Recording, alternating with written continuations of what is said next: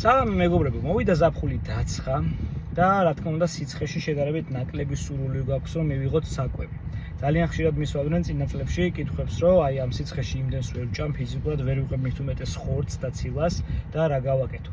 ძალიან მარტივი, ყველასთვის უკვე ძალიან კარგად ცნობილი ხერხები არის ამის შესაცვლელად. პირველ რიგში ცხელი საკვები არის უფრო რთულად მისართმევი და ამიტომ უნდა მივიღოთ ცივი კერძები სალათების სახით, მაგალითად ბოსტნეულ შეუურიათ ნებისმიერი სახის ხორცი, ტუნა, როგორც ითქმის, კვერცხი და ჩვეულებრივად მივითვით ცივი სახით.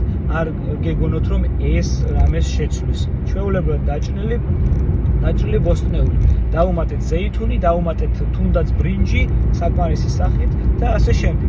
ასევე შეგიძლიათ მიიღოთ პროტეინის შეიკები ხილით ან ბოსტნეულით, ნებისმიერ თვე როგორც გინდათ, ტკბილეული თუ გინდათ მით უმეტეს, როდესაც გადიხართ და ასე შემდგომ, ძალიან მარტივად შეგიძლიათ დაამზადოთ ჯანსაღად შვრიით, ბანანით და პროტეინით ქაპქეიქები.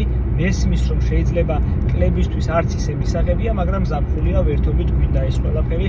ასევე შეგიძლიათ ამ შეიკებს დაუმატოთ ყავა და ცივი ყავის ვარიანტი გააკეთოთ თუნდაც რძით და ასე შემდგომ.